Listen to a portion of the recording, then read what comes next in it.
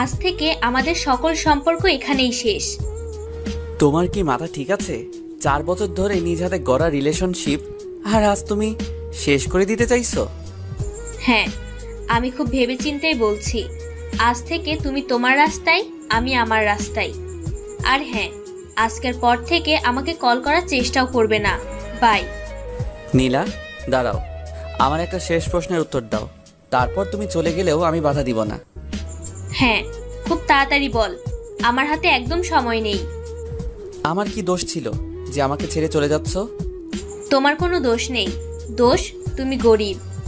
দোষ তোমার ভালো কোনো চাকুরি নেই, আমার চাহিদা মেটানোর মতো টাকা নেই। আমি গরিব, এটা কি আমার দোষ? আর আমার ভালোবাসার কি কোনো মূল্য নেই তোমার কাছে? ভালোবাসা? আজকাল ভালোবাসার কোনো মূল্য হয় না, যা হয় তা শুধু আবেগ। আর হ্যাঁ, কালকে আমার বিয়ে, দেশের নাম করা টপ বিজনেস ম্যাগনেটের সাথে। তুমি কিন্তু অবশ্যই আসবে। হ্যাঁ, অবশ্যই আসবো। তোমার বিয়ে আর আমি আসবো না? তোমাকে আমার তরফ থেকে সেরা উপহার দিব। ঠিক আছে, অপেক্ষায় থাকবো। এই কথাগুলো বলে নীলা চলে গেল, আর আমি নীলার যাবার পথের দিকে তাকিয়ে নীরবে চোখের পানি ফেলছি এবং ভাবছি, আমি গরিব, এটা আমার দোষ যার জন্য নীলা আমাকে ছেড়ে চলে গেল। আপনারা কমেন্ট বক্সে বলবেন, আসলে গরিব হওয়া কি কোনো দোষের কিছু? আর হ্যাঁ, আপনাদের তো আমার পরিচয় দেয়নি। আমি হলাম মোহাম্মদ হৃদয় আহমেদ, আর যার সাথে এতক্ষণ কথা বললাম সে হচ্ছে আমার প্রেমিকা অধরা ইসলাম নীলা। নীলার সাথে 4 বছর আগে আমার প্রথম দেখা হয় রেল স্টেশনে। তখনই আমার ওকে খুব ভালো লাগে, কিন্তু হঠাৎ ভিড়ের মাঝে হারিয়ে যায়। হয়তো ভাগ্য আমাদের জোড়া লাগাবে, তার জন্য আমার সিট নীলার সাথে পড়ে। সিটে বসার পর নীলা আমাকে প্রশ্ন করে, হ্যালো মিস্টার, আপনার নাম জানতে পারি? জি, আমাকে বলছেন? এখানে আপনি ছাড়া কেউ আছে নাকি? আমি মোহাম্মদ হৃদয় আহমেদ। আপনি? আমি নীলা, অধরা ইসলাম নীলা। তো কোথায় যাচ্ছেন? ঢাকায় যাচ্ছি, বাবা মার স্বপ্ন পূরণের জন্য, ভালো একটা ভার্সিটিতে ভর্তি হওয়ার উদ্দেশ্যে। আমিও ঢাকায় যাচ্ছি। তো আপনার বাবা মা কি করেন? বর্তমানে পৃথিবীতে নেই। মানে? কিছুদিন আগে এক দুর্ঘটনায় তারা, আর বলতে পারলাম না। চোখ দিয়ে অঝরে পানি পড়তে লাগলো। সরি, আসলে আমি আপনাকে কষ্ট দিতে চাইনি। যার জীবনটাই কষ্টের মহাকারখানা, তাকে আর নতুন করে কি কষ্ট দিবেন? এরপর আরও অনেক বিষয়ে কিছু কথা বলতে বলতে আমাদের গন্তব্যস্থান ঢাকায় পৌঁছে গেলাম। নেমে গেলাম জীবনযুদ্ধে। হ্যাঁ, এটাই আসল জীবনযুদ্ধ। নিজে ইনকাম করে নিজের পড়ালেখা সহ যাবতীয় খরচ নিজের জোগাড় করতে হবে। এখন আমি বুঝি যে পৃথিবীতে বেঁচে থাকার দ্বিতীয় অক্সিজেন হচ্ছে বাবা মা। এসব কাহিনী কথা চিন্তা করে হাঁটতেছি, হঠাৎ পিছন থেকে একজন ডাক দিল, হৃদয় বলে। আমি পেছন দিকে ফিরে তাকাতেই অবাক, কারণ পিছনে ছিল আমার স্কুল জীবনের ছোটবেলার বন্ধু আপন। আমি তো আপনকে দেখে জড়িয়ে ধরেছি। কি ব্যাপার দোস্ত, তুই ঢাকাতে কেন? আর আঙ্কেল আন্টি কেমন আছে? বাবা মার কথা শুনে ওর সামনে আমি কান্না করতেছি। কি ব্যাপার, তুই কান্না করছিস কেন? আমাকে বল কি হয়েছে। তারপর আপনকে আমার জীবনের সব কথা বললাম, আর বাবা মার অ্যাক্সিডেন্টের ব্যাপারে বললাম। আপন শুনে আমাকে সান্ত্বনা দিয়ে বলল, তোকে সবসময় শক্ত থাকতে হবে এবং মন দিয়ে লেখাপড়া করে তোর বাবা মায়ের স্বপ্ন পূরণ করতে হবে। তার জন্য যত সহযোগিতা প্রয়োজন আমি করব। এখন চল আমার বাসায়, তোকে দেখলে মা নিশ্চয়ই খুশি হবে। হ্যাঁ চল, তোদের মতো বন্ধু থাকলে একজন মানুষের পক্ষে অসম্ভব কিছুই থাকে না। তারপর আমি এবং আপন দুজনে মিলে আপনদের বাড়িতে গেলাম। আন্টি তো আমাকে দেখে মহা খুশি এবং আমাকে তাদের সাথে থাকতে বলেছে। তারপর কিছুক্ষণ গল্প করার পর আন্টি বলল, আপন হৃদয়কে নিয়ে তো রুমে গিয়ে ফ্রেশ হয়ে আসো, আমি খাবারের ব্যবস্থা করছি। তারপর ফ্রেশ হয়ে খাবার খেয়ে সেই দিনের মতো ঘুমিয়ে গেলাম। পরের দিন সকালবেলায় উঠে আপনের বাবার সাথে কথা বললাম। আপনের বাবা খুব ভালো মানুষ, সেও আমাকে দেখে খুশি হয়েছে। আমি মনে মনে চিন্তা করলাম, যাক, মাথা গোজার স্থান তো হয়েছে, এবার পড়ালেখার খরচ চালাতে কোনো কিছু করতে হবে। তারপর খাবার খেয়ে আপনের সাথে ভার্সিটির দিকে যাচ্ছি। এমন সময় আবারও নীলার সাথে দেখা। হাই, কেমন আছেন? আলহামদুলিল্লাহ ভালো, আপনি? ভালো। তা আপনার সাথে উনি কে? আমার বন্ধু আপন। আর আপন ইনি হচ্ছেন নীলা। ট্রেনে দেখা হয়েছিল। হাই নীলা। হাই। তো এবার যাওয়া যাক। হ্যাঁ চলো, দেরি হয়ে যাচ্ছে। তারপর ভার্সিটি থেকে ভর্তি হয়ে বাড়িতে ফিরলাম। আসলে আমার রেজাল্ট ভালো থাকায় এত বেগ পোহাতে হয়নি। আপনের সাথে ঘোরাফেরা করতে করতে আজকের দিন খুব ভালোভাবে শেষ হয়ে গেল। রাতে খুব তাড়াতাড়ি খাবার খেয়ে ঘুমিয়ে পড়লাম, কারণ কালকে থেকে আমার ক্লাস শুরু। আর হ্যাঁ, আপন ও আমার সেম ইয়ার, ওরও ক্লাস আছে, তাই আমার সাথে আপনও ঘুমিয়ে পড়ল। পরের দিন খুব তাড়াতাড়ি উঠে খাবার খেয়ে আপনের সাথে ভার্সিটিতে পৌঁছালাম। তারপর ক্লাসে ঢুকে আপনের সাথে বসে আছি, এমন সময় পিছন থেকে কে যেন বলে উঠল, আপনি এখানে? পেছনে তাকাতেই আমি আবারও 333 ভোল্টের শক খেলাম, কারণ পেছনে ছিল নীলা। আপনি এখানে? কেন, হাসতে মানা নাকি? তা হবে কেন, আগে কখনো দেখিনি তো, তাই জিজ্ঞেস করলাম। আপনি কি এখানে আগে থেকেই পড়েন? হুম।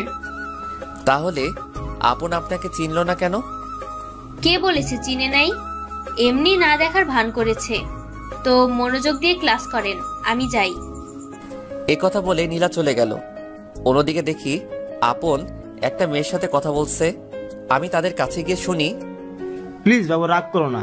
কালকে হৃদয়ের সাথে ভার্সিটিতে আসছিলাম, তাই তোমার সাথে দেখা করতে পারিনি। কি হৃদয় আর ভার্সিটিতে কেন? আমি গিয়ে তাদের কাছে গিয়ে আপন কিছু বলার আগেই বললাম, জি আমি হৃদয়, আর কালকে আমার ভর্তির জন্যই এসেছিলাম। ও সরি আপন, আমার ভুল হয়ে গেছে। না সমস্যা নেই হৃদয়, তোর সাথে পরিচয় করিয়ে দেই। ও হচ্ছে হিমু, আমার জিএফ। হাই। হাই। আচ্ছা, তাহলে আমি আপনাকে কি বলে ডাকবো? ভাবি নাকি আপু? কেন হিমু বলে ডাকবা? আর তুই করে আপনকে যে যেভাবে ডাক। আচ্ছা, তাহলে তোকেও তুই করে ডাকতে হবে। তাহলে বন্ধু। আমি এক হাত এগিয়ে দিয়ে বললাম, বন্ধু। হিমুর সাথে কথা বলতে বলতে ক্লাসে স্যার চলে আসে। আজকে ভার্সিটিতে আমার প্রথম ক্লাস। একটু সংকোচ বোধ করলেও সবগুলো ক্লাস মনোযোগ দিয়ে করলাম। ক্লাস শেষে, হৃদয় চল আজ আড্ডা দিব। হ্যাঁ চল, আজ সারাদিন খুব মজা করব।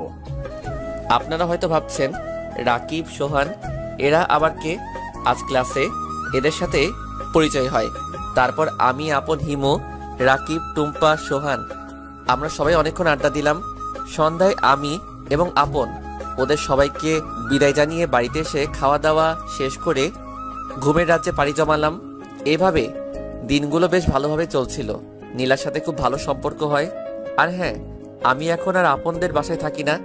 আপনের বাবা মা আমাকে যদিও আসতে দিতে চাইছিল না, তবুও নিজের বিবেকের কাছে হার মেনে ওদের বাড়ি থেকে চলে আসি। কোনো রকম 2টা টিউশনি জোগাড় করে আমার খরচ চালাতে হয়। এমন সময়ে আমার ফোন বাজছে, ক্রিং ক্রিং। হ্যালো, আসসালামু আলাইকুম। কোথায় তুমি? কেন, বাসায়। ভার্সিটিতে আসবে না? যাব তো। ও আচ্ছা, তাড়াতাড়ি এসো, তোমার জন্য একটা সারপ্রাইজ আছে। কি সারপ্রাইজ? ওটা সিক্রেট, বলা যাবে না। যখন দিব তখন জানবি। এই কথা শেষ করে নীলা ফোনটা কেটে দিলে আমি আর কিছু না ভেবে টিউশনিতে গেলাম। টিউশন শেষ করে সোজা ভার্সিটির দিকে রওনা দিলাম। ভার্সিটির সামনে গিয়ে দেখি নীলা নীল শাড়ি, নীল চুড়ি পরে নীল পরীর মতো দাঁড়িয়ে আছে। আমি আবারও নীলার উপর ক্রাশ খেলাম। কি ব্যাপার নীল পরী, এখানে কি করছেন? আপনি কি রাস্তা ভুলে দুনিয়াতে চলে আসছেন নাকি? কেন, তোমার জন্য অপেক্ষা করছি। আর হ্যাঁ, তোমার জন্য আমি দুনিয়াতে নেমে এসেছি।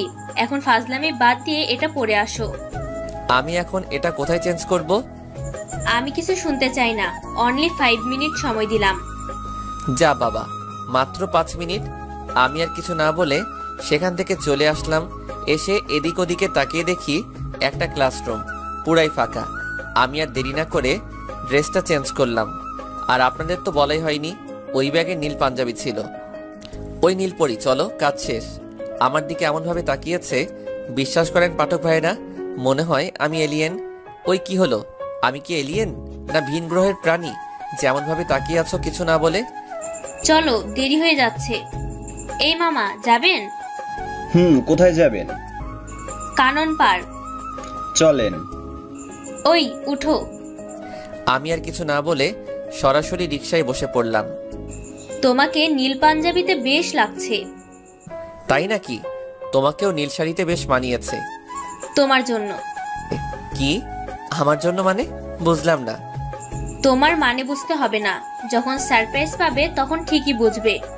এখন আর একটাও কথা বলবা না। ঠিক আছে। আমি আর কিছু বললাম না। এমন সময় রিকশাওয়ালা মামা বলল, মামা নামেন, চলে এসেছি আপনাদের গন্তব্যের জায়গায়। আমি আর নীলা নামলাম। নেমে আমি ভাড়া দিতে গেলে নীলা বলে উঠল, ওই তোমাকে দাঁড়িয়ে থাকতে বলেছি না? ভাড়া কি দিতে বলেছি? আমার কথা না শুনলে। থাক, আর বলতে হবে না, বুঝেছি। তুমি ভাড়া দিয়ে রিকশাওয়ালা মামাকে ধন্য করো। আর কথা না বাড়িয়ে নীলা রিকশা ভাড়া মিটিয়ে দিল। তারপর হাঁটতে হাঁটতে পার্কের গেটের সামনে আসতেই নীলা আমাকে বলে উঠল, দাঁড়াও। কেন, ভেতরে যাবে না? ভেতরে যাব না কখন বললাম, কিন্তু এভাবে না। আর কিছু না বলে কোথা থেকে যেন একটা কালো কাপড় নিয়ে এসে নীলা আমার চোখ দুটো বেঁধে দিল। এবার চলো। আমিও ভদ্র ছেলেদের মতো ওর দেখানো পথে হাঁটতে শুরু করলাম। কিছু দূর যাওয়ার পর শুনি আপন, হিমু, রাকিব, সোহান, অন্তর এরা আমার উপর ফুল জাতীয় কিছু ছুঁড়ে মারছে আর বলছে, happy birthday to you, happy birthday to you my best friend Hridoy. আমি তো এদের কার্যকলাপ শুনে অবাক। তাড়াতাড়ি চোখ থেকে কাপড় সরিয়ে দেখি আমার চারপাশে ফুল দিয়ে সাজানো এবং আমার সামনে একটা জন্মদিনের কেক। তোদের সবাইকে অনেক ধন্যবাদ বন্ধু, আমাকে আমার একটা সারপ্রাইজ দেওয়ার জন্য। আরে আমরা এসব কিছুই করিনি, এই সব কিছু নীলা করেছে। সব ধন্যবাদ তুই নীলাকে দে, আমরা তো শুধু তোর জন্মদিনের অতিথি মাত্র। আজকে যে তোর জন্মদিন সেটা তো আমরা জানতামই না, বরং নীলাই আমাদেরকে জানিয়েছে। আমি যেই নীলার দিকে তাকিয়েছি ঠিক তখনই নীলা একগুচ্ছ গোলাপ ফুল নিয়ে হাঁটু গেড়ে মাটিতে গেঁথে আমাকে বলতে শুরু করলো, যদি বলো তোমার কথা মনে পড়ে কতবার, আমি বলবো চোখের পাতা নড়ে যতবার। যদি বলো তোমায় ভালোবাসি কত, আমি বলবো আকাশে তারা আছে যত। হবে কি আমার জ্যোৎস্না রাতের তারাগুনার সাথী, কথা দিলাম সারা জনম রাখবো তোমায় আমার কাছে বাঁধি। নীলার কথা শুনে আমি কি বলবো ভেবে পাচ্ছিলাম না, কারণ আমি অসহায়, যে কিনা দুনিয়ায় এক পানিতে ভাসমান শ্যাওলার মতো। আমার ভাবনার ছেদ ঘটিয়ে আপন বলল, কি হলো, চুপ করে আছিস কেন? আমার দ্বারাই এই সব কিছু সম্ভব নয়। নীলা দাঁড়িয়ে বলতে শুরু করলো, কেন সম্ভব নয়? কি নেই আমার? টাকা পয়সা গাড়ি বাড়ি সব আছে, শুধুমাত্র তোমাকে ভালোবেসেছি, এটাই কি আমার দোষ? সেদিন ট্রেনে যখন আমাদের দেখা হয় সেদিন থেকে আমি তোমাকে ভালোবেসে ফেলেছি। আমাদের ভাগ্য এমন এক পর্যায়ে এনেছে যে তোমার সাথে আমাকে আজকের এই পরিস্থিতির আনতে বাধ্য করেছে, তবুও তুমি না বলছো। তুমি যে কথাগুলো বললে তার কোনো জবাব আমার কাছে নেই, কারণ আমিও তো সেই প্রথম দেখেই ভালোবেসে ফেলেছি। মনে মনে বললাম। আমি আর কিছু না বলে সেখান থেকে বাসায় চলে আসলাম। পেছন থেকে নীলা, হিমু, আপন, সোহান অনেকবার ডেকেছে, কিন্তু আমি শুনিনি, কারণ এখানে থাকলে হয়তো আমি আমার চোখের পানি ধরে রাখতে পারবো না। আজ নিজেকে বড় অসহায় লাগছে। যাকে ভালোবাসলাম সে নিজে আমাকে প্রস্তাব দেওয়ার পরও আমি তাকে প্রত্যাখ্যান করলাম, কারণ আমি গরিব। এ কথা চিন্তা করে আমার নিজের কেউ নেই, এ কথা চিন্তা করে সে যাই হোক, তাড়াতাড়ি বাসায় এসে হাত মুখ ধুয়ে একটা ঘুম দিলাম। এক ঘুমেই পরের দিন সকালে ফোনের শব্দে ঘুম ভাঙে। ফোনটা হাতে নিয়ে দেখি নীলার 30+ কল, তার সাথে আপন, সোহান, হিমু, অন্তর তো আছেই। আরও নীলার নাম্বার থেকে 2টি SMS দেখলাম। সেখানে নীলা লিখেছে, তুমি যদি এবার ফোন রিসিভ না করো তবে আমি আত্মহত্যা করব। এই মেসেজটা দেখে আমার মনের ভেতরটা যেন আটকে ওঠে। ক্রিং ক্রিং।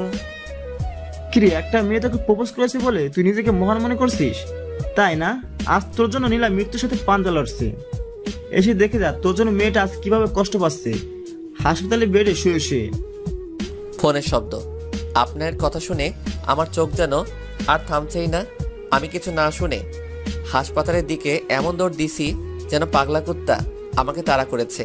সেখানে গিয়েই দেখি আপন, হিমু, সোহান, নীলার বাবা মা, ছোট ভাই বসে কান্না করছে। আমাকে দেখে আপন তেড়ে এসে নীলার রুমের সামনে নিয়ে গেল। দেখ, তোর জন্যই নীলার আজ এমন অবস্থা। আমি কোনো কিছু না বলে শুধু নীরবে চোখের পানি ফেলছি। তুই তো একাই চেয়েছিলি, তাই না?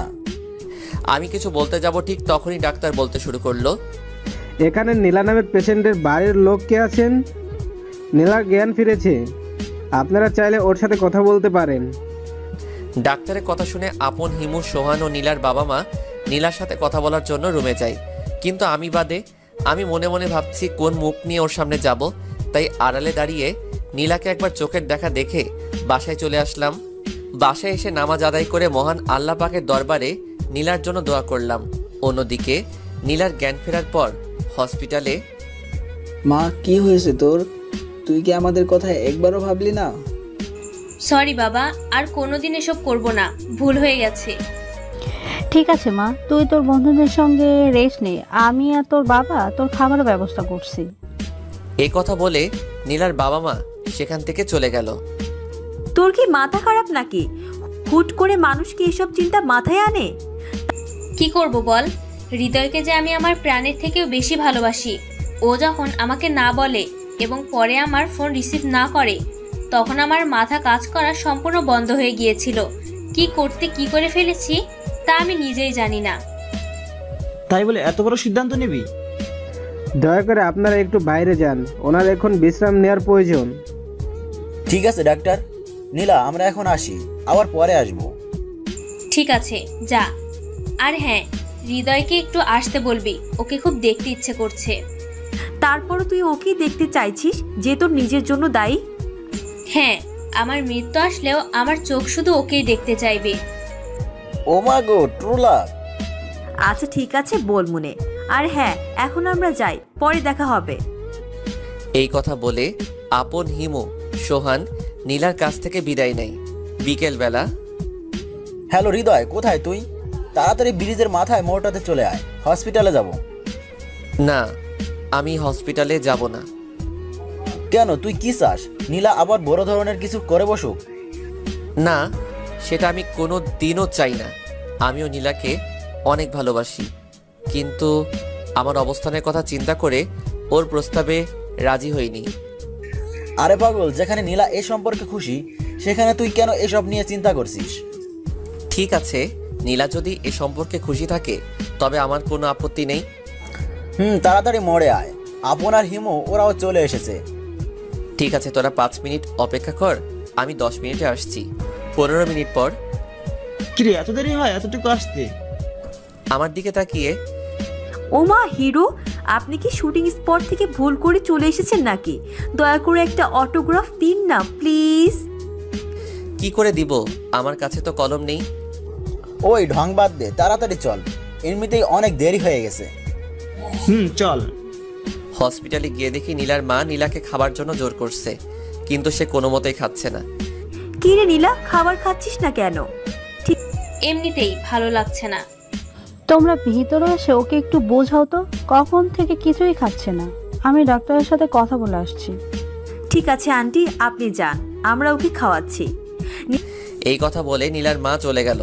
আপন, হিমু, সোহান ভিতরে গিয়ে নীলাকে বলতে শুরু করলো, ওই তুই আর কত কষ্ট দিবি নিজেকে? খাবারটা তাড়াতাড়ি খেয়ে নে। নীলা হিমুর মুখ থেকে না শব্দটি শুনে উল্টো পাশে মুখ লুকিয়ে কান্না শুরু করে।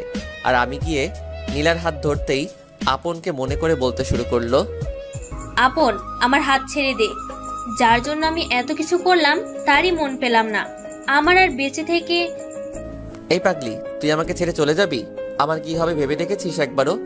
আরেকবার এসব কথা বললে তোকেও মারবো, আমিও মরবো। নীলা আর কিছু না বলে শুধু কান্না করছে। এভাবে সারা জীবন আমার হাত ধরে রাখবে? কথা দাও। ঠিক আছে, কথা দিলাম, কিন্তু আমি তো গরিব। তো আমাকে নিয়ে রেস্টুরেন্টে যাওয়ার টাকা নাই? সমস্যা নেই, আমরা রাস্তায় খাবার খাবো। আমার কাছে তোমাকে কোনো গিফট দেওয়ার মতো টাকা নেই। সমস্যা নেই, আমার হাতটা ধরে রেখো। আমার কাছে কোনো দামি গাড়ি বা দামি বাইকও তো নেই। সমস্যা নেই, একসাথে কোনো এক রাস্তায় হাত ধরে হেঁটে যাব। তুমি কি সত্যি আমাকে এত ভালোবাসো? আমার জীবনের থেকেও বেশি। আরে ভাই আসতে, আমরা কিন্তু তোদের পাশে আছি, যা করার পরে কইরেন। যেই নীলাকে জড়িয়ে ধরতে যাব ঠিক তখনই আপন বলে উঠল, আরে ভাই আসতে, আমরা তোদের পাশে আছি, যা করার পরে কইরেন। আপনের কথায় নীলা লজ্জায় লাল হয়ে গেছে। বিশ্বাস করেন পাঠক ভাইয়েরা, নীলাকে এই অবস্থায় কোনো স্বর্গ থেকে উঠে আসা অপসরীর মতো লাগছে। আমি দেখি আবার প্রেমে পড়ে গেলাম। না, ওই হালা কম করে দেখ, অত আর উড়ে পালিয়ে যাচ্ছে না। তারপর আরও কিছুক্ষণ নীলার কাছে থেকে সন্ধ্যায় বাসায় চলে আসলাম। আর নীলাকেও তাদের বাড়িতে পাঠিয়ে দিলাম, কারণ আগের থেকে সুস্থ হওয়ার জন্য ডাক্তার নীলাকে রিলিজ করে দেয়। আর এভাবে আমাদের লাভ স্টোরি চলতে থাকে। এই 4 বছর বুঝেছি নীলা আমাকে কত ভালোবাসে। কেউ কাউকে ছাড়া থাকতে পারতাম না। একদিন ওর সাথে কথা না বললে মনে হতো যেন 1 বছর থেকে আমাদের কথা হয় না। আর আপন হিমু সোহান সবসময় আমাকে সাহায্য করেছে। সবকিছু ঠিকঠাক চলছিল। নীলার সাথে হাতে হাত রেখে ঘুরতে যাওয়া, ফুচকা খাওয়া, ওর সাথে রাতভর কথা বলা, চ্যাটিং করা, সব মিলে খুব ভালোভাবে আমাদের দিন চলছিল। কিন্তু হঠাৎ একদিন নীলা আমাকে খুব সকালে ফোন দেয়। হ্যালো, আসসালামু আলাইকুম। সালামের জবাব নিয়ে বলল, আজকে 10টায় গোল্ডেন রোজ গার্ডেনে দেখা করতে পারবে? খুব আর্জেন্ট দরকার আছে। ঠিক আছে, আমি সময় মতো চলে আসব।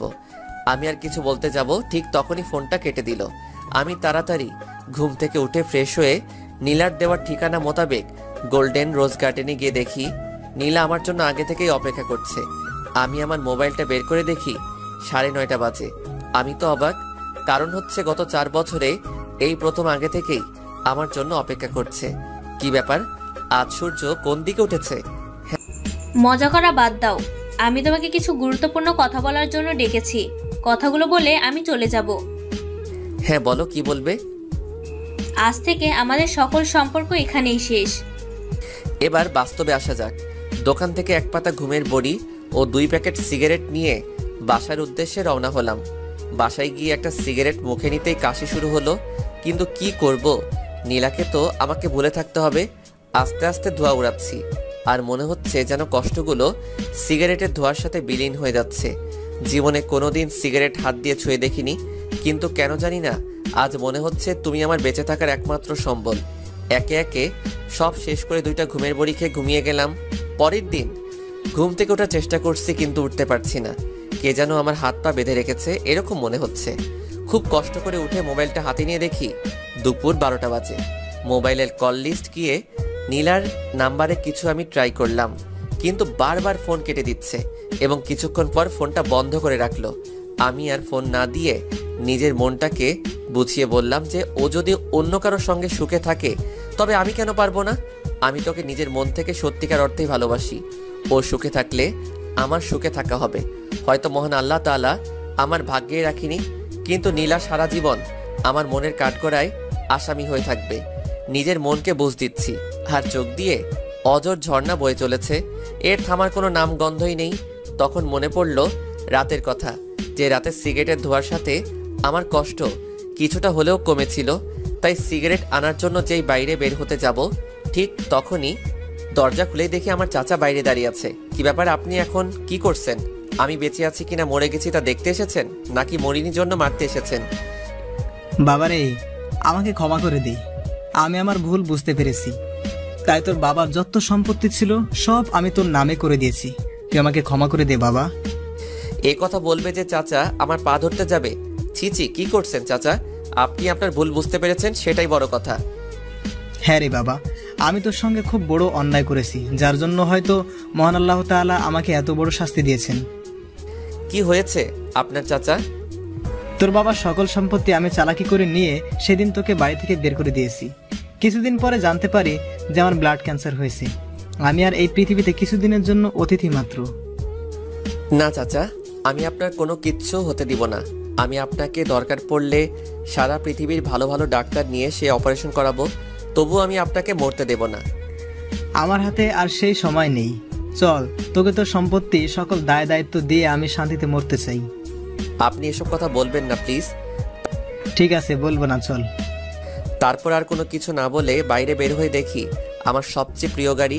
তারপর গাড়ির ভিতরে গিয়ে আমি আর চাচা বসলাম, আর গাড়ি তার আপন গতিতে ছুটতে শুরু করলো। আর হ্যাঁ, আপনার তো বলাই হয়নি, আমি গরিব না। আসলে আমার বাবা ছিল বাংলাদেশের একজন টপ বিজনেসম্যানদের মধ্যে একজন। আসলে আমার বাবার অ্যাক্সিডেন্টের পর সকল সম্পত্তি আমার চাচা আত্মসাৎ করে আমাকে বাড়ি থেকে বের করে দেয়। তারপর আপনারা সবই জানেন আমার জীবন যুদ্ধ সম্পর্কে। তো যাই হোক, আপনাদের সাথে কথা বলতে বলতে আমার গন্তব্যস্থানে পৌঁছে গেছি। চাচা নামেন। হ্যাঁ। গাড়ি থেকে নেমে আমি আর চাচা আমাদের ফ্যাক্টরির দিকে এগিয়ে চললাম। তখন কিছু শ্রমিক আমার দিকে এমনভাবে তাকিয়ে আছে যে আমি যেন কোনো অজানা গ্রহের প্রাণী। ওর দিকে তোমাদের এভাবে তাকিয়ে থাকার প্রয়োজন নেই। আজ থেকে এই এসকেভি গ্রুপের একমাত্র উত্তরাধিকারী হচ্ছে মোহাম্মদ হৃদয় আহমেদ।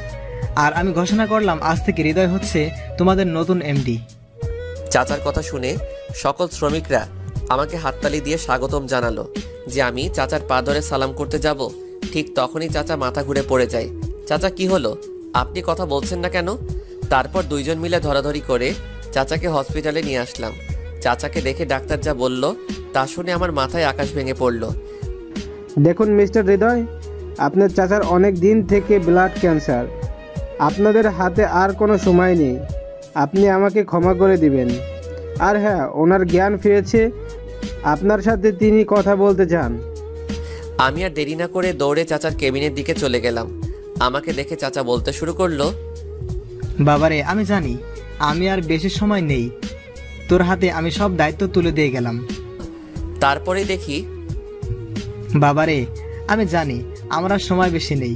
হয়তো আমি তোর সাথে অনেক অন্যায় করেছিলাম, কিন্তু তুই আমাকে ক্ষমা না করলে কেউ আমাকে ক্ষমা করতে পারবে না। তোর বাবা খুব ভালো মানুষ ছিলেন, আমি যে তার বন্ধু ছিলাম সেটা সে কোনোদিনই মনে করেননি, বরং আমাকে তার নিজের ভাইয়ের মতো দেখত। মৃত্যুর সময় তোর কাছে একটাই অনুরোধ, তুই আমাকে ক্ষমা করে দে।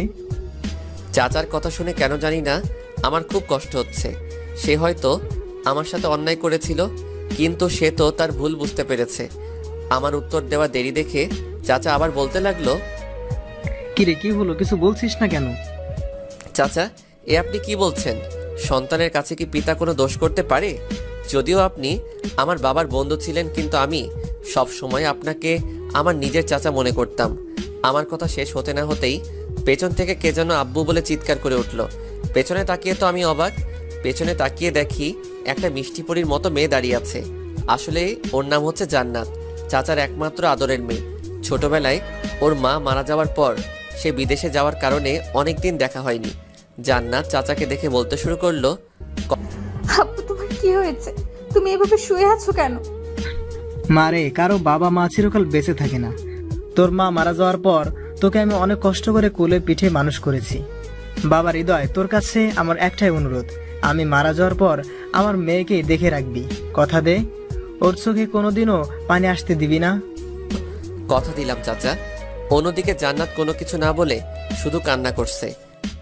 বাবা হৃদয়, আমি আর তোর বাবা তোদের ছোটবেলা থেকেই বিয়ে ঠিক করে রেখেছিলাম, কিন্তু এখন তো আর বেঁচে থাকবো না, তাই জান্নাতকে আমি তোর হাতে তুলে দিলাম। চাচা এই কথা বলতে না বলতেই শেষ নিঃশ্বাস ত্যাগ করে। আমি ডাক্তারকে ডাক দিলে ডাক্তার তাকে মৃত ঘোষণা করে। চাচার মৃত্যুর খবর শুনে আমার বুকটা কষ্টে ফেটে যাচ্ছে। না চাইতেও চোখ দিয়ে পানি ধরে রাখতে পারছি না। আর অন্যদিকে তো জান্নাতকে কোনোভাবে সামলানো যাচ্ছে না। তারপরে চাচার জানাজা করে দাফন সম্পন্ন করে বাসার দিকে চললাম। পথে আজান হওয়ার কারণে নামাজ পড়ে বাড়িতে গিয়ে দেখি জান্নাত এখনো কান্না করছে। আমি গিয়ে জান্নাতের কাঁধের উপর হাত রাখতেই জান্নাত চমকে ওঠে। তারপর আমি বলতে শুরু করলাম, কারো বাবা আবার কারো মা, অথবা কারো বাবা মাকে একসাথে নিয়ে মহান আল্লাহ তাদের পরীক্ষা করেন। তোমাকে কিছু বলে সান্ত্বনা দেওয়ার ভাষা আমার নেই, তবুও বলছি, যে চলে গেছে তার জন্য কান্না করে লাভ নেই। তোমার চোখের পানি তার কাছে পৌঁছাবে না, বরং তুমি যদি নামাজ আদায় করে তার জন্য দোয়া করো তবে তার আত্মা শান্তি পাবে। আজান হয়ে গেছে, ওযু করে নামাজ আদায় করে নাও। আমার কথাগুলো শুনে জান্নাত মন দিয়ে কি যেন চিন্তা করলো। তারপর চোখ দুটো কোনো রকম মুছে বাথরুমে চলে গেল, হয়তো ওযু করতে। কিছুক্ষণ পর দেখি জান্নাত একটি জায়নামাজ নিয়ে মাটিতে বিছিয়ে নামাজ পড়তে শুরু করলো। আর এদিকে আমি নীলার কথা প্রায় ভুলেই গেছি। ওর কথা মনে পড়লে মনটা খুব খারাপ হয়ে যায়, কিন্তু আমার মনে হয় নীলা আমার দুঃস্বপ্ন ছিল, যে স্বপ্নগুলো পূরণ না হওয়ায় ভালো। আমার ভাবনায় ছেদ ঘটিয়ে জান্নাত বলল, আমার না খুব ক্ষুধা পেয়েছে। ঠিক আছে তুমি বসো, আমি তোমার জন্য খাবার ব্যবস্থা করছি। আমার ফোনটা বের করে দেখি রাত 12টা বাজে। এখন খাবার কোথায় পাবো? তাই নিজেই খাবার তৈরি করার জন্য রান্নাঘরে গেলাম। আসলে আগে নিজের খাবার আমি নিজেই তৈরি করতাম, তাই আমার খাবার তৈরি করতে কোনো সমস্যা হয় না। কোনো রকম কিছু খাবার বানিয়ে টেবিলে রেখে জান্নাতকে ডাকতে এসে দেখি জান্নাত ঘুমাচ্ছে। এ অবস্থায় যে জান্নাতকে কত সুন্দর লাগছে তা আপনাদের বলে বোঝাতে পারবো না। ওকে এত সুন্দর লাগছে যেন জান্নাত থেকে নেমে আসা কোনো অপসরই আমার সামনে ঘুমিয়ে আছে। 4 বছর নীলার সাথে রিলেশনে থাকার পরও ওকে দেখে যে ফিলিংস না হয়, জান্নাতকে দেখে তার থেকে বেশি ফিলিংস হয়। হয়তো মহান আল্লাহ তাআলা নীলাকে নয়, তার দিকে যতই তাকিয়ে থাকি ততই যেন নেশার মতন ঘোর লেগে যায়। সবচেয়ে আকর্ষণীয় হচ্ছে ওর ঠোঁট, যা আমাকে চুম্বকের মতো আকর্ষণ করে। ওর দিকে তাকিয়ে থাকতে থাকতে কখন যে সকাল হয়ে গেছে তা আমি কল্পনা করতে পারিনি। জান্নাত ওঠার আগে অজু করে ফজরের নামাজ আদায় করলাম। তারপর রান্নাঘরে গিয়ে নিজের সাধ্যমতো রান্না তৈরি করলাম। খাবারগুলো টেবিলে রাখতেই দেখি জান্নাত আমার দিকে খুব করুণ দৃষ্টিতে তাকিয়ে আছে। কি ব্যাপার, ঘুম কেমন হলো? এসব খাবার তৈরি করেছি, খেয়ে নাও। আপনি শুধু শুধু আমার জন্য এত কষ্ট করছেন। শুধু শুধু মানে? শুধু শুধু নয় তো কি? আমি একটা মেয়ে, যেখানে আমার খাবার তৈরি করার কথা সেখানে আপনি। আর বলতে দিলাম না। ওই আপনি কি হ্যাঁ তুমি বলে ডাকা যায় না? আর হ্যাঁ, তোমাকে রান্না করতে হবে না, এখন আসো খেয়ে নাও, আমার আবার অফিসে যেতে হবে। আমার ধমক শুনে জান্নাত আর কিছু না বলে চুপচাপ বসে পড়ল, কিন্তু খাচ্ছে না। কি ব্যাপার, খাচ্ছ না কেন? আমার এই কথা বলতেই জান্নাতের চোখের দিকে তাকিয়ে দেখি জান্নাত কান্না করছে। এই তুমি কান্না করছো কেন? খাবার পছন্দ হয়নি? না, সেটা না, আব্বুর কথা খুব মনে পড়ছে। আব্বু আমাকে সব সময় খাইয়ে দিত, এখন তো আর তিনি নেই, তাই খাবার সময় তার কথা খুব মনে পড়ছে। ও এই ব্যাপার, এদিকে এসো, আমি খাইয়ে দিচ্ছি। না না, আপনাকে কষ্ট করতে হবে না। আপনি কি অফিসে যান? তোমাকে না বললাম আমাকে তুমি করে বলতে? আর হ্যাঁ, আমি যা বলেছি তাই, আমার কথার উপর কোনো কথা নাই। আমার ধমক সঙ্গে জান্নাত ছোট বাচ্চার মতো আমার দিকে একটু এগিয়ে বসলো, আর আমিও ছোট ছোট লোকমা করে ওর মুখে খাবার তুলে দিতে থাকলাম। আসলে আমি চাচ্ছিলাম যে জান্নাত খাইয়ে দিতেই, কিন্তু একথা বলতে সাহসে ওঠেনি। কিন্তু জান্নাত যখন বলল তখন মেঘনা চাইতে বৃষ্টির মতো হলো। আমি 12 পর্বে বলেছিলাম যে জান্নাত মা মরার পর বিদেশ চলে যায়। আর আপনারা তো জানেন যে আমার বাবা মার অ্যাক্সিডেন্ট হওয়ার পর ওদের সাথে কোনো যোগাযোগ হয়নি। তারপর চাচার মৃত্যুর সময় হসপিটালে জান্নাতের সাথে আমার দেখা হয়। 13 পর্বে আমি লিখেছিলাম যেখানে জান্নাত বলেছিল আমার বাবা আমাকে সব সময় খাইয়ে দিত বলে কথা, তার কথা খুব মনে পড়ছে। এক পাঠক ভাই প্রশ্ন করেছিল যে জান্নাত তো বিদেশে ছিল, কিন্তু তার বাবার তো আর বিদেশে ছিল না, কিভাবে জান্নাতকে তার বাবা সব সময় খাইয়ে দিত? আসলে এই বিষয়ে আমি বলবো, বাবা মা হচ্ছে বেঁচে থাকার জন্য সন্তানের দ্বিতীয় অক্সিজেন। তাদের আদরের কোনো তুলনা হয় না। আর যখন তাদের মধ্যে যে কোনো একজন না ফেরার দেশে পাড়ি জমান, তখন তাদের স্মৃতিগুলো সব সময় মনে পড়তে থাকে। এখানেও তাই হয়েছে। যখন জান্নাত তার বাবার কাছে থাকতো তখন সব সময় তার বাবা তাকে খাইয়ে দিত। এজন্য তার বাবার মৃত্যুর পর খাবার টেবিলে গিয়ে তার বাবার কথা মনে পড়েছে। আশা করি সবাই এই বিষয়টা বুঝেছেন। এতক্ষণ গল্প অন্য টপিকে আনার জন্য দুঃখিত। এবার চলুন গল্প করা যাক। আমি জান্নাতকে খাইয়ে দিচ্ছি, আর জান্নাত খুব তৃপ্তি সহকারে খাচ্ছে। ওর মুখে কি যে মায়া, শুধু মন চাই যে সারাদিন শুধু ওর মুখের দিকে তাকিয়ে থাকি। তারপর খাওয়া দাওয়া শেষ করে অফিসের দিকে চললাম। যদিও অফিসের পুরাতন কর্মচারীরা প্রায় সবাই আমাকে চিনে, তবুও নিজেকে এক নতুন আঙ্গিকে তৈরি করলাম। তারপর জান্নাতের আচ্ছা থেকে বিদায় নিয়ে অফিসের দিকে রওনা হলাম। গাড়িটা নিয়ে অফিসের সামনে গিয়ে আমি অবাক। আসলে অফিসের গেটের সামনে গিয়ে হর্ন দেওয়ার সাথে সাথে দারোয়ান দরজা খুলে দেয়। আমি ভিতরে তাকাতেই দেখি অফিসের সকল স্টাফের ফুল নিয়ে দাঁড়িয়ে আছে, আর অফিসটাও খুব ভালো করে সাজানো হয়েছে। গাড়ি থেকে নামতেই সবাই ফুল দিয়ে শুভেচ্ছা জানালো। সবার সাথে শুভেচ্ছা বিনিময় শেষে আমি আমার কেবিনে ঢুকতেই আগের সবকিছু মনে পড়তে শুরু করলো। আসলে এই কোম্পানিটা আমার আব্বু খুব যত্ন করে সাজিয়েছিলেন, কিন্তু আব্বু আম্মুর অ্যাক্সিডেন্টের পর চাচা মানে জান্নাতের আব্বু নকল কাগজ দেখিয়ে আমাকে বাড়ি থেকে বের করে দেয়। তারপর সব ঘটনা তো আপনারা সবাই জানেনই। এসব ঘটনা মনে পড়তেই নিজের অজান্তেই চোখের কোণ বেয়ে পানি পড়ছে। শুরু করলো ম্যানেজারের কথায় আবার বাস্তবে ফিরে এলাম। বাবা হৃদয়, আমি জানতাম তুমি আসবেই। এই এইচকেবি ইন্ডাস্ট্রিজ তোমার আব্বু নিজ হাতে গড়ে রেখে গেছেন, আর সেটা অন্য কেউ অন্যায়ভাবে দখল করবে সেটা মহান আল্লাহ তাআলা কোনোদিন মেনে নেবেন না। আসলে আঙ্কেল, মানুষের কপালে মহান আল্লাহ তাআলা তার জন্মের সময় সবকিছু লিখে দেন। আমার কপালে যা লিখেছিলেন তাই হয়েছে। আসলে আগের কথাগুলো মনে করে আর কষ্ট বাড়াতে চাই না। যা হবার তা হবেই। আপনারা সবাই আমার পাশে থাকলে এবং আমার জন্য মন ভরে দোয়া করলে আমার কাছে কোনো কাজই কঠিন মনে হবে না। আসলে আমি তোমাকে পরীক্ষা করার জন্য এই কথাগুলো বললাম। তুমি আমার পরীক্ষায় ফুল নম্বর পেয়েছো। তুমি কোম্পানির বস হওয়ার যোগ্যতা রাখো। এ কথা বলে ম্যানেজার চলে গেল আর আমি আমার নিজের মতো কাজ করতে থাকলাম। সারাদিন কাজ শেষে বাড়ি থেকে রওনা হলাম। আসলে আজ প্রথম দিন ছিল, তাই কাজ বুঝতে বুঝতে দিন পার হয়ে গেছে। হঠাৎই রাস্তার পাশে লক্ষ্য করে দেখি দুইজন বাচ্চা ছেলে রাস্তার পাশে শুয়ে কাতরাচ্ছে। আমি তাড়াতাড়ি গাড়ি থেকে পানির বোতলটা বের করে নিয়ে তাদের সামনে গিয়ে বলি, কি ব্যাপার, তোমরা এভাবে শুয়ে আছো কেন? নাও পানি খাও। দুজনে পাগলের মতো পানি খেতে থাকলো। তোমাদের নাম কি আর কেন এভাবে রাস্তার পাশে শুয়ে আছো? আমার নাম ইয়াসিন আর ওর নাম আকিবুল। আজকে প্রয়োজনের তুলনায় কম ভিক্ষা করার জন্য আমাদের বাহির কইরা দিয়েছে। কি, তোমাদের দিয়ে ভিক্ষা করানো হয়? স্যার, যেদিন ভিক্ষা কম পায় সেদিন খাবার দেয় না, রাইতে থাকতেও দেয় না। ওই এতিমখানায় যে দেখাশোনা করে ওই লোকটি অনেক খারাপ। ওদের কথা শুনে যতটুকু বুঝলাম ওরা এতিমখানায় থাকে। কি বলছো তোমরা? তোমরা যে এতিমখানায় থাকো তার নাম কি? না স্যার, কইতে পারবো না। ওরা জানলে পরে আমাদের খুব মারবে। তোমরা এটা নিয়ে চিন্তা করো না, তোমরা শুধু ওই এতিমখানার নামটা বলো, তোমাদের কথা কেউ জানতে পারবে না। ঠিক আছে স্যার, কইতাছি। তারপর ওরা যা বলল তা শুনে আমার মাথায় আকাশ ভেঙে পড়ার মতো অবস্থা। আমরা যে এতিমখানায় থাকি তার নাম হচ্ছে এইচকেবি আহমেদ শিশু সদন। ওদের মুখ থেকে এই এতিমখানার নামটা শুনে আমার মাথার উপর আকাশ ভেঙে পড়ল। কারণ হচ্ছে এই এতিমখানাটা আমার আব্বু প্রতিষ্ঠা করেছিল এবং যাদের দায়িত্ব দিয়েছিল তারা যে এরকম কাজ করবে তা আমার ধারণা ছিল না। কি বলছো তোমরা? চলো আমার সাথে, দেখি কে তোমাদের দিয়ে ভিক্ষা করায়।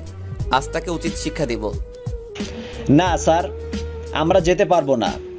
ওরা যদি জানে আমরা আপনাকে সব বলেছি তাহলে আমাদেরকে আর খেতে দেবে না, থাকতেও দেবে না এখানে। তোমরা কোনো চিন্তা করো না, দেখো আমি কি করি। ওরা থাকে সেখানে নাকি তোমরা সেখানে থাকো সেটা পরে দেখবে। এই কথা বলে আকিবুল এবং ইয়াসিনকে গাড়িতে তুলে এতিমখানার দিকে চললাম। অন্যদিকে জান্নাত বসে বসে শুধু হৃদয়ের কথা ভাবছে। সে সকলের কথাগুলো মনে করে একা একাই মিটিমিটি হাসছে যে সকালে তাকে হৃদয় কত পরম যত্নে খাইয়ে দিয়েছে। হৃদয় আসছে না দেখে সে বারবার ফোনটা হাতে নিয়ে হৃদয়কে ফোন করার কল্পনা করে, কিন্তু কোনো এক অজানা টানে সে কল দিতে পারে না। সে মনে মনে বলছে, কি ব্যাপার, এখনো হৃদয় আসছে না কেন? ওকে ছাড়া তো আমার ভালো লাগছে না। তাহলে কি আমি ওকে ভালোবেসে ফেললাম? না না, এ কি ভাবছি আমি? এসব নিয়ে চিন্তা করতে থাকে জান্নাত। এসব নিয়ে যেন ওর দ্বিধাদ্বন্দ্বের শেষ নেই। অপরদিকে হৃদয়, ইয়াসিন এবং আকিবুলকে সাথে নিয়ে এতিমখানার সামনে চলে আসি। তোমাদের কি বলেছি মনে আছে তো? হ্যাঁ স্যার, খুব ভালো করে মনে আছে। তাহলে তোমরা যাও, আমি যা বলেছি তাই করো। তারপর ওরা আমার কথা অনুযায়ী এতিমখানার ভেতরে চলে গেলে এতিমখানা খাদেম বলতে শুরু করলো, কিরে, তোদের সাহস তো কম না? আমি তোদের বের করে দেওয়া সত্ত্বেও তোরা কার হুকুমে এখানে এসেছিস? আমি পেছন থেকে বলে উঠলাম, আমার হুকুমে। এই, তুই হুকুম দেওয়ার কে? রুবেল, লাঠিটা নিয়ে আয় তো। আজ ওকে বুঝিয়ে দেব যে আমার উপর হুকুমদারি করার ফল কি। আমি কিছুক্ষণ ওদের সামনেই জোরে জোরে হাসলাম এবং বললাম, কি তোরা আমাকে মারবি? এই এইচকেবি আহমেদকে মারবি? তোদের তো সাহসের প্রশংসা করতে হয়। আমার মুখ থেকে এইচকেবি আহমেদ শুনে সবাই চমকে যায়। স্যার, আমাকে মাফ করে দিন, আমার ভুল হয়ে গেছে। এরকম কাজ আমি আর জীবনেও করব না। তোদের ভুল ক্ষমার অযোগ্য। আমার আব্বু এই এতিম ছেলেদের দেখাশোনার জন্য তোকে নিযুক্ত করেছিল, কিন্তু তুই তাদের দিয়ে ভিক্ষা করাস। আমার কথা বলা শেষ হতে না হতেই পুলিশ আসে। ওকে এমন শাস্তি দিবেন যাতে সারা জীবন মনে রাখে। আপনি কোনো চিন্তা করবেন না। এই কথা বলে পুলিশ খাদেমকে ধরে নিয়ে যায়। কাল থেকে তোমাদের নতুন খাদেম আসবে। আর হ্যাঁ, আমি তোমাদের প্রতি সপ্তাহে এসে দেখে যাব। ঠিক আছে, আর আপনাকে অনেক ধন্যবাদ। আর আমি এতিমখানা সবার কাছ থেকে বিদায় নিয়ে বাসার দিকে চললাম। যাওয়ার সময় জান্নাতের জন্য কিছু আইসক্রিম নিলাম। বাসায় গিয়ে কলিং বেল চাপ দেওয়ার সাথেই দেখি জান্নাত দরজা খুলে আমাকে জড়িয়ে ধরে কান্না করতে থাকে। কি ব্যাপার, কান্না করছো কেন? কিছু না বললে কান্নার গতি আরো বাড়িয়ে দেয়। আরে কি হয়েছে, বলবে তো নাকি? অফিস থেকে ফিরতে কি এত লেট হয়? আমার চিন্তা হয় না বুঝি? আমার জন্য এত চিন্তা হয় বুঝি? আমি তোমার কে যে আমার জন্য চিন্তা করবে? জান্নাত আমার কথা শুনে লজ্জামাখা কণ্ঠে বলল, জানি না। তাই নাকি? তাহলে কালকে থেকে আরো দেরিতে আসবো। তুমি ঘুমিয়ে পড়ো। আমার কাছে এক্সট্রা চাবি আছে, সেটা দিয়ে ভিতরে চলে আসবো। আর হ্যাঁ, কালকে আমার জন্য তোমাকে চিন্তা করতে হবে না। কালকে দেরি করে আসলে তোর পা ভেঙে হাতে ধরিয়ে দেব। ও মা, তুমি কি জান্নাত নাকি জান্নাত রূপে কোনো ডাইনি? কি? আমাকে ডাইনি ডাকা? আজকে তোমাকে মজা দেখাচ্ছি, তোমার ঘাড় মটকাবো আমি। এই কথা বলে যে জান্নাত আমাকে ধরতে আসবে, ঠিক তখনই জান্নাতকে কোলে তুলে নেই। এই, আমাকে কোল থেকে নামা। চমকে উঠে মনে মনে বললাম, কি মেয়ে রে বাবা, যেখানে আপনি ছাড়া কথা বলে না সেই মেয়ে তুই করে বলছে। মনে হয় আসলেই ভূতে ধরেছে। কি হলো, নামাচ্ছিস না কেন? না, আমি নামাবো না। নামালে যদি তুমি আমাকে মারো? তাহলে কি মার খাওয়ার ভয়ে সারা জীবন এভাবে কোলে তুলে রাখবে নাকি? এই তোমার হয়েছেটা কি? হ্যাঁ, একবার তুই আবার তুমি। আমার জিনিস আমি যা ইচ্ছা তাই করব, তা তুমি বলার কি? তোমার জিনিস মানে? হ্যাঁ, আমারই তো জিনিস। আমি তোমাকে দুদিনেই অনেক ভালোবেসে ফেলেছি। তুমি কি হবে আমার পথ চলার সাথী? রাখবে কি সারা জীবন তোমার কাছে বাঁধি? কথা শোনার জন্যই তো আমি অনেকক্ষণ থেকে অপেক্ষা করছি। আমি তোমাকে ভালোবাসি, কিন্তু এখন তোমাকে আমার কোল থেকে নামতে হবে। তোমার ওজন আমার হাত পুরাই শেষ। কি? আমার ওজন অনেক? তুই বলতে চাস আমি মোটা? এই, তুই আমাকে নামা, না হলে আমি তোকে তোর কোল থেকেই ঘাড় মটকাবো। কি মেরে বাবা, সেকেন্ডেই গিরগিটির মতো রং বদলায় না? জানো, তুমি তো খুবই পাতলা। তুমি এভাবে সারা রাত থাকো, আমি কিছুই বলবো না। হ্যাঁ, এটাই তোমার শাস্তি, সারা রাত আমাকে কোলে নিয়ে দাঁড়িয়ে থাকবে। আসলে হয়েছে কি জানো, দুপুরে তুমি খেয়েছো কি না না খেয়েছো এই কথা মনে করে দুপুরেও খাইনি, যাতে রাতে তুমি আমাকে খাইয়ে দাও সেজন্য। কি? তুমি দুপুরে খাওনি? মনে মনে বললাম, তাহলে প্ল্যানটা কাজে দিয়েছে। না, তোমার কথা চিন্তা করে খাইনি। তুমি আমাকে এত ভালোবাসো? হ্যাঁ, জীবনের থেকেও বেশি। তাই নাকি? তাহলে আমাকে ওইভাবেই রান্নাঘরে নিয়ে যাও, আমি তোমাকে খাইয়ে দিচ্ছি, কিন্তু কোল থেকে নামানোর চেষ্টাও করবে না। কিন্তু? কোনো কিন্তু নয়, যা বলছে তাই হবে। আর হ্যাঁ, আমিও দুপুরে খাইনি। জানো, আমার শাস্তিটা কি কোনোভাবে কমিয়ে দেওয়া যায় না? তোমার শাস্তি আমি কমিয়ে দিব যদি তুমি আমাকে খাইয়ে দাও। শেয়ার বলতে আমি তোমার কথাই রাজি। ঠিক আছে, এখন আমাকে নামিয়ে দাও। যাক বাবা, অবশেষে ডাইনিটার হাত থেকে বাঁচলাম। তুমি কি আমার নামে কিছু বললা? না, আমি আবার তোমার নামে কি বলবো? না বললেই ভালো। এখন চলো, তুমি টেবিলে বসো, আমি খাবার নিয়ে আসছি। এই কথা বলে জান্নাত খাবার আনতে রান্নাঘরে চলে গেল। আর আমি ভাবছি কি থেকে কি হয়ে গেল। আসলে বাস্তবতা অনেক কঠিন, মুহূর্তের মধ্যে রং পরিবর্তন হয়। এসব ভাবছি, তখন জান্নাত খাবার এনে। কোথায় হারিয়ে গেলে? না, আসলে ভাবছি বাস্তবতা অনেক কঠিন, তাই না? এখন আর ওসব নিয়ে ভাবতে হবে না, আমার অনেক ক্ষুধা পেয়েছে, খাইয়ে দাও। আমি বলে টেবিলের দিকে তাকিয়ে অবাক। টেবিলের উপর তাকিয়ে দেখি বাহারি রকমের তরকারি এবং বাহারি রকমের পিঠা সহ আরো অনেক কিছু। হলো, শর্তের কথা কি ভুলে গেলে নাকি? এগুলো এত সব কে রান্না করলো? কেন, আমি বিদেশে যখন খালার বাসায় ছিলাম তখন খালার কাছ থেকে এসব রান্না শিখেছি। আমি আর কিছু না বলে জান্নাতকে খাইয়ে দিতে লাগলাম। জান্নাত তো আমাকে খাইয়ে দিচ্ছে। বিশ্বাস করেন পাঠক ভাইরা, খাবারগুলো অনেক টেস্ট হয়েছে। যদি আপনারা খেয়ে দেখতেন তাহলে বুঝতেন। এই, তুমি কার কথা বলছো? না, মানে কারোর সাথে না, তুমি খাও। তুমিও নাও। তারপর খাওয়া দাওয়া শেষ করে জান্নাতকে বললাম, যাও তাড়াতাড়ি ঘুমিয়ে পড়ো, কাল তোমাকে নিয়ে এক জায়গায় ঘুরতে যাব। চলো। এ কথা বলে আমি আমার রুমে চলে গেলাম আর জান্নাত জান্নাতের রুমে। কিছুক্ষণ পর, হৃদয় দরজা খোলো। কি হয়েছে? এভাবে দরজা ধাক্কাধাক্কি করছো কেন? তুমি তাড়াতাড়ি দরজা খোলো, আমি খুব ভয় পাচ্ছি। আমি গিয়ে আমার রুমের দরজা খুলতেই জান্নাত বলতে শুরু করলো, আমার খুব ভয় করছে একা একা থাকতে। ভয়? কিসের ভয়? বাইরে বৃষ্টি হচ্ছে, খুব জোরে জোরে বিদ্যুৎ চমকাচ্ছে, এই জন্য খুব ভয় করছে। আমি আজকে তোমার সাথে থাকবো। কি, আমার সাথে? এই কথা বললে জান্নাত আমার বিছানায় শুয়ে পড়লো। এ কি, তুমি আমার বিছানায় শুয়ে পড়লে? আমি কোথায় ঘুমাবো? কেন, তোমার পাশে? না, আমি এটা পারবো না। কেন? তুমি একটা মেয়ে, তোমার সাথে আমার বিয়ে হয়নি। যদি কিছু হয় তাহলে আমি নিজেকে কখনো ক্ষমা করতে পারবো না। মাঝখানে একটা গোলবালিশ দিয়ে। নাও, এবার শুয়ে পড়ো। মাঝখানে কোলবালিশ রাখলাম, এখন মনে করবে যে তোমার পাশে কেউ নেই। আমি আর কিছু না বলে শুয়ে পড়লাম। মাঝরাতে আমার মনে হচ্ছে কে যেন আষ্টে পৃষ্ঠে আমাকে জড়িয়ে ধরে আছে। চোখ খুলে দেখি জান্নাত কোলবালিশ ছেড়ে আমাকে ধরে আছে। ওকে এভাবে দেখে আমার নিঃশ্বাসটা ক্রমশ ভারী হচ্ছে। নিজের উপর থেকে কন্ট্রোল হারিয়ে ফেলছি। কেমন যেন নেশার মতো লাগছে। ওর চুলের ঘ্রাণে মাতালের মতো মনে হচ্ছে। ওর ঠোঁট দুটো আমাকে চুম্বকের মতো আকর্ষণ করছে। আমি আর কিছু চিন্তা না করে ওর ঠোঁটে ঠোঁট ডুবিয়ে দিলাম। জান্নাত জেগে উঠে নিজেকে আমার উপর আবিষ্কার করে এবং অনুভব করে যে আমি তার ঠোঁটে কিস করছি। জান্নাত নিজেও দিশেহারা হয়ে পড়ে। তারপর জান্নাত রেসপন্স দিতে শুরু করে। জান্নাতের রেসপন্স পেয়ে আমি আরও পাগলের মতো হয়ে যাই, কিন্তু পরক্ষণে আমি জান্নাতকে ছেড়ে দেই এবং অন্য রুমে চলে যাই। কারণ আমি চাই না ভালোবাসা নামক কোনো পবিত্র বন্ধনে কুৎসিত ছায়া পড়ুক। আমি জান্নাতকে ভালোবাসি। আজ যদি নিজের পাগলামির বশে জান্নাতের সাথে কোনো খারাপ কিছু করে বসতাম, তাহলে আমি নিজেকে কখনোই ক্ষমা করতে পারতাম না। প্রিয় পাঠক ভাই ও বোনেরা, আপনাদেরকে বলছি, ভালোবাসা হচ্ছে একটা পবিত্র বন্ধন। সেখানে মানুষ অনেক কিছু করে বসে, কিন্তু এটা ইসলামের দৃষ্টিকোণ থেকে হারাম। আসুন আমরা হারাম কাজ থেকে বিরত থাকি। নিজেকে আজ কেমন যেন অপরাধীর মতো মনে হচ্ছে।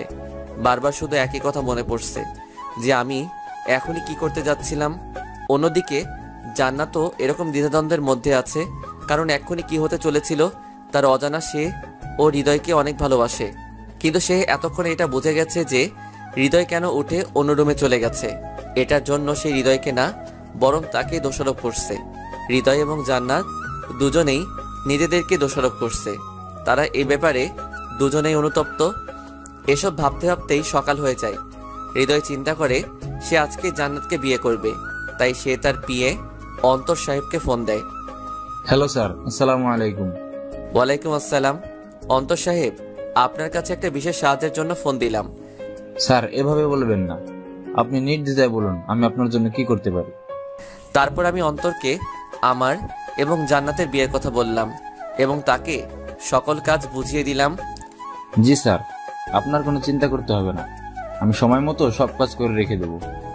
অন্তর কল কেটে দেওয়ার পর আমার বন্ধু সোহানকে ফোন দিলাম। সোহান ফোন ধরতেই, হ্যালো, কে বলছেন? তোর দুলাভাই। চিনেছিস এখন? সরি, আপনি ভুল নম্বরে কল করছেন। আমার তো বোনই নেই, দুলাভাই আসবে কোথা থেকে? এ কথা বলে সোহান যেই ফোনটা কেটে দিতে যাবে, তখনই বললাম, আরে ভাই, আমি হৃদয়। এবার চিনেছিস তো নাকি? হৃদয়, তুই কোথায়? তোর ফোন বন্ধ কেন? আমি, আপন, হিমু তোকে অনেক খুঁজেছি কিন্তু পাইনি। যেখানেই গেলি আমাদের তো বলে যেতে পারতি, তাই না? নীলা না হয় বিশ্বাসঘাতকতা করেছে, কিন্তু আমরা তো আর করিনি। আসলে এটাই হয়তো সত্যিকারের বন্ধুত্ব। আসলে ভাই, সেদিন এমন পরিস্থিতি হয়েছিল যে তোদের বলার সময়টুকু পাইনি। কি এমন হয়েছিল যে আমাদের না বলেই তুই চলে গেলি? তাহলে শোন। তারপর আমি সেদিনের পর থেকে সব ঘটনা বলতে শুরু করলাম। চাচার কথা, জান্নাতের কথা সব বললাম। আর এটাও বললাম যে আজ আমার আর জান্নাতের বিয়ে, তাই আপন আর হিমুকে নিয়ে সোহান যেন কাজী অফিসে আমাদের জন্য অপেক্ষা করে। আরে দোস্ত, তুই কোনো চিন্তা করিস না, আমরা ঠিক সময় পৌঁছে যাব। ঠিক আছে বলে ফোনটা কেটে দিলাম। তারপর ফ্রেশ হয়ে যেই বাইরে যাব, ঠিক তখনই জান্নাত আমার সামনে এসে বলতে শুরু করলো, আসলে কালকে যে ঘটনাটা হয়েছে তার জন্য সরি। সরি তো আমার বলার কথা, কারণ আমি নিজেকে কোনোভাবে কন্ট্রোল করতে পারিনি। ঠিক আছে, আর সরি বলতে হবে না। রান্না শেষ হয়েছে, খেতে আসো। চলো। তারপর আমি আর জান্নাত খাওয়া শেষ করি। তুমি না বলেছিলে আজ আমাকে ঘুরতে নিয়ে যাবে? যাও, তাড়াতাড়ি রেডি হয়ে আসো। তুমিও রেডি হয়ে নাও। আর কিছু না বলে আমিও রেডি হয়ে নিলাম। কিন্তু জান্নাত এখন রেডি হয়ে শেষ করেনি। মেয়েদের যে রেডি হতে কত সময় লাগে তা তারাও জানে না। জান্নাত, তুমি এসো, আমি গাড়িতে বসলাম। হায়রে মেয়ে মানুষ, সাজতে কি এত সময় লাগে নাকি? এই তো এসে গেছি। আমি ওর দিকে তাকাতেই আবার ক্রাশ খেলাম, কারণ জান্নাত আজকে আমার পছন্দের নীল শাড়ি পরেছে, সাথে নীল চুড়ি, খোপায় ফুল, ঠিক যেন নীল পরি। আমি ওর থেকে চোখ ফেরাতে পারছি না। কে মিস্টার HKB আহমেদ, অমন করে কি দেখছেন? পরি দেখি।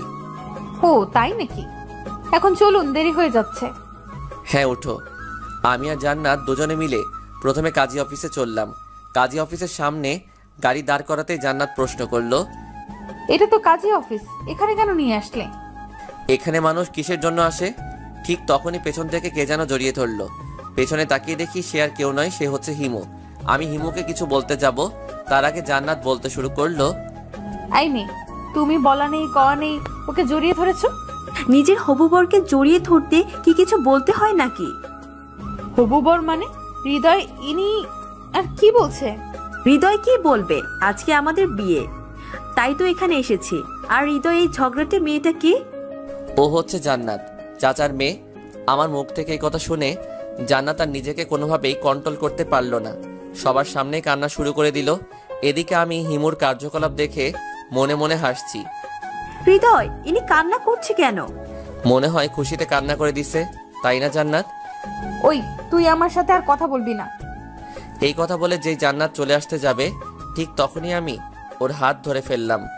ওই হাত ছাড়, না হলে কিন্তু খুব খারাপ হবে। জান্নাতের কথা শুনে হিমু জোরে জোরে হাসতে শুরু করলো এবং হিমুর সাথে সাথে আমিও। আবার দাঁত বের করে হাসছিস কেন?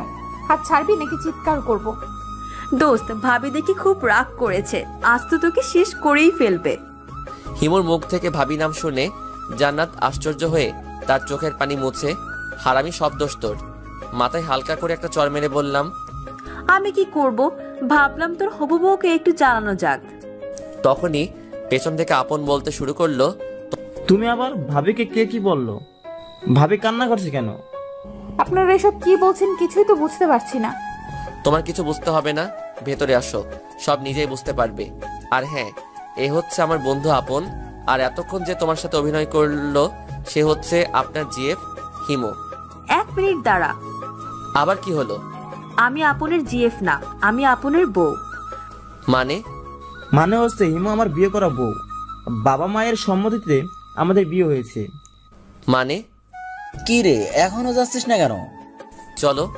আরে ভাই, মন খারাপ করিস না, তোকে আমাদের বিয়ের জন্য ট্রিট দিমনে। থাক, লাগবে না। তারপর কাজী অফিসের ভেতরে গিয়ে বিয়ের সমস্ত কাজ শেষ করে আমি, জান্নাত, সোহান, আপন, হিমু আমরা সবাই মিলে এতিমখানার বাচ্চাদের জন্য কাপড় এবং খাবার কিনতে গেলাম। কাপড় এবং খাবার কিনে সেখান থেকে সোজা এতিমখানায় গেলাম। সেখানে গিয়ে তাদেরকে সব দিয়ে বাসায় চলে আসলাম। বাসায় এসে জান্নাত তো পুরাই শক, কারণ অন্তর বাড়িটাকে খুব সুন্দর করে সাজিয়েছে। কি হলো, সবাই ভেতরে চলো। এটা কি তোর বাসা? কেন? না, এমনি বললাম আর কি। তারপর সবাই বাড়ির ভেতরে গিয়ে তো আরো অবাক, কারণ বাইরের চেয়ে ভেতরে আরো সুন্দর করে সাজানো হয়েছে। আমাদের ভাবনার ছেদ ঘটিয়ে অন্তর বলল, স্যার, আপনার কথা মতো সব কাজ কমপ্লিট, আপনি চাইলেই সবকিছু ঘুরে দেখতে পারেন। তার আর দরকার নেই, আপনাকে অনেক ধন্যবাদ। স্যার, ধন্যবাদের প্রয়োজন নেই, এটা আমার দায়িত্ব। আর হ্যাঁ স্যার, ম্যাডামের জন্য পার্লার থেকে লোক এসেছে, ম্যাডামকে রুমে পাঠিয়ে দিন। এই কথা বলে অন্তর চলে গেল। দোস্ত, তোর ভাবিকে নিয়ে রুমে যা এবং আমার মনের মতো সাজিয়ে দিস। তুই কোনো চিন্তা করিস না। তারপরে হিমু জান্নাতকে নিয়ে রুমের ভেতরে চলে গেল। আমি, সোহান, আপন 3 বন্ধু মিলে অনেকদিন পর আড্ডা দিতে লাগলাম। ওদের সাথে আড্ডা দিতে দিতে কখন যে গভীর রাত হয়ে গেছে তা আমি কল্পনাও করতে পারিনি। তখনই হিমু এসে বলল, কি রে, তুই এখনো এখানে আড্ডা দিচ্ছিস কেন? ভাবি তোর জন্য অনেকক্ষণ থেকে ওয়েট করছে, যা রুমের ভিতরে যা। বস, তাই কর। দোস্ত, আমার না খুব ভয় করছে। তুই আজকে জান্নাতের সাথে যা করেছিস, আজকে রুমে গেলে হয়তো আমাকে মেরেই ফেলবে। যা রুমে যা, বেঁচে থাকলে কাল দেখা হবে। বন্ধু, যাই রে, যদি থাকি বেঁচে আবার আসিব ফিরে বন্ধু তোদের মাঝে। বাহ বাহ, কি কবিতা বললেন। কবিতাকে সরো আর ওকে ধরো, ধরে বাসার ঘরে ঢুকে বাঁশ দিয়ে দাও। এ কথা বলে ওরা 3 জন মিলে আমাকে বাসের ঘর থুক্কু বাসর ঘরে ঢুকিয়ে দিয়ে গেল।